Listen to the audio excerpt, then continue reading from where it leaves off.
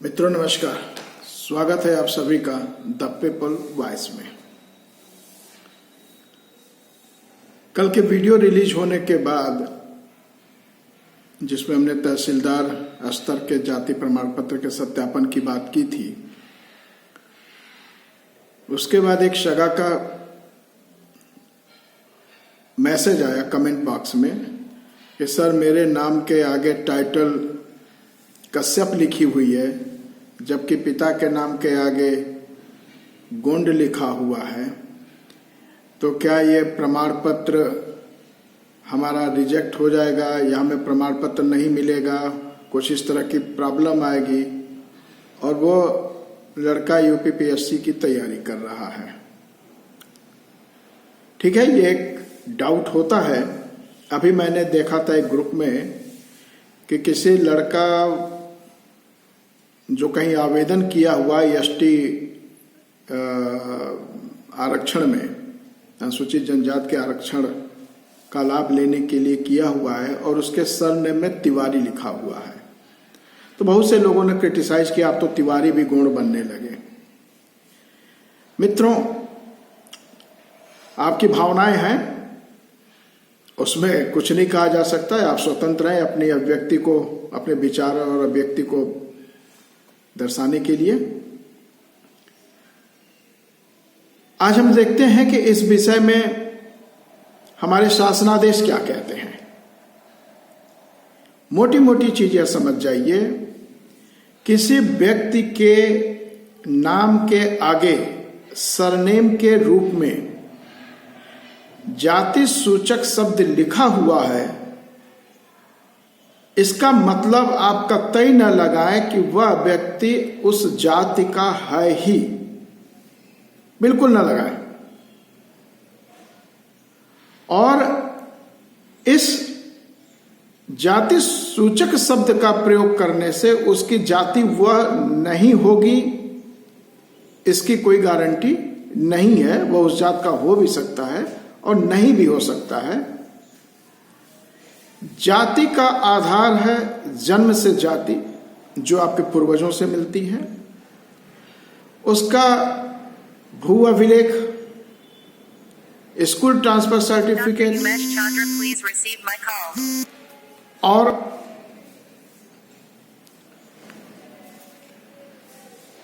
आपका कुटुंब रजिस्टर, ये चीजें हैं जहां से उसका जाति का निर्धारण किया जा सकता है।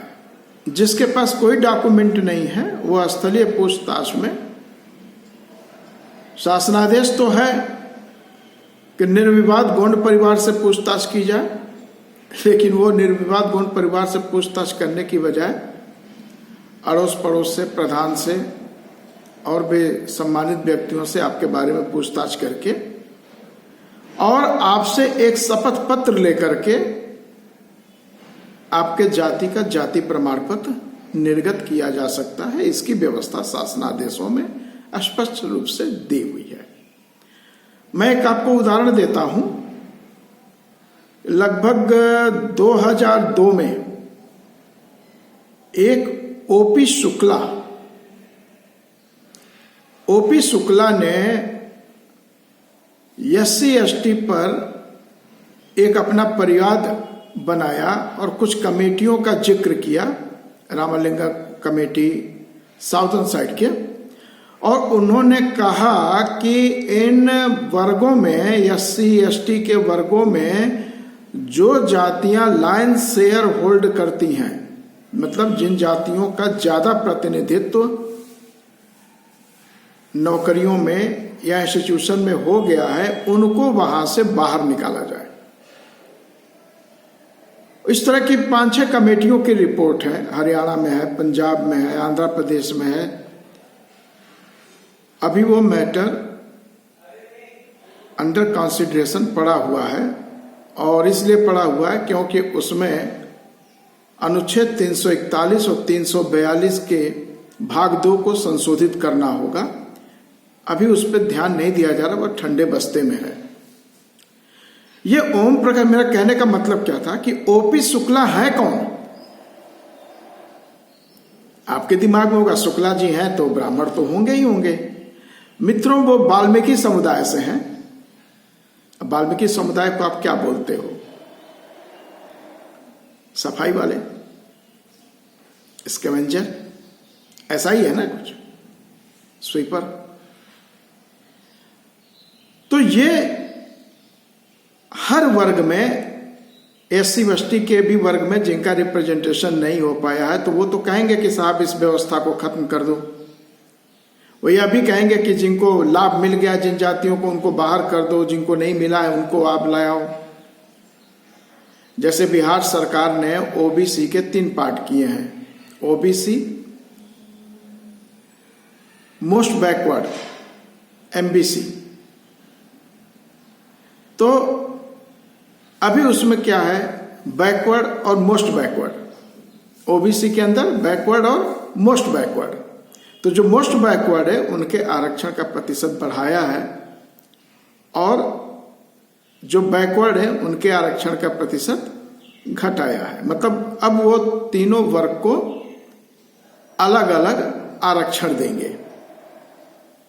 और आपको मालूम है, अभी जातिगत जनगणना में लगभग 61 से 63% की आबादी बना करके उन्होंने जो अपनी जातिगत जनगणना कराई या सर्वे कराया, उसके अनुसार उन्होंने उसको कैटेगराइज किया है। इसी तरह का कुछ आंध्रा में, पंजाब में, हरियाणा में इधर लोग तैयारी किए थे 2002 में, 2004 में, 2006 में, कोई 1999 में भी किया हुआ है। तो मैं ये बता रहा हूं कि नाम के आगे अगर शुक्ला लिखा है तो जरूरी नहीं वो शुक्ला होगा, वो वाल्मीकि भी हो सकता है। नाम के आगे गोंड लिखा है तो जरूरी नहीं वो गोंड होगा, वो कहार या भड़भुजा भी हो सकता है। गौड़ लिखा है तो जरूरी नहीं कि वो कहार या भड़भुजा होगा, वो गोंड भी हो सकता है, गोंड हो सकता है। तो आपके नाम के आगे आप क्या टाइटल लगाए हैं, इस टाइटल के आधार पर आपके जाति का सत्यापन नहीं होता, और न इस टाइटल के आधार पर आपको जाति प्रमाण पत्र निर्गत किया जाता है। जाति प्रमाण पत्र आपके अभिलेखीय साक्ष्य के आधार पर ही निर्गत किया जाता है। जिनका अभिलेखी साक्ष्य नहीं है उनसे शपथ पत्र लिया जाए, और शपथ पत्र लेकर स्थलीय पूछताछ करके और आपको प्रमाण पत्र जारी किया जा सकता है। आइए, किन शासनादेशों में इसका जिक्र है मैं उसके साथ बताता हूं। शासनादेश संख्या 129 दिनांक 16 मई 2012, यह स्पष्ट रूप से मेंशन है, उसमें कहा जा रहा है किसी व्यक्ति की जात उसके नाम के समक्ष अंकित जाति सूचक शब्द के आधार पर निर्धारित नहीं होती, और इस प्रकार किसी गोंड व्यक्ति को उसके नाम के समक्ष अंकित गोंड, गोड़, गोड लिखे होने के आधार पर भी प्रमाण पत्र निर्गत नहीं किया जाना चाहिए।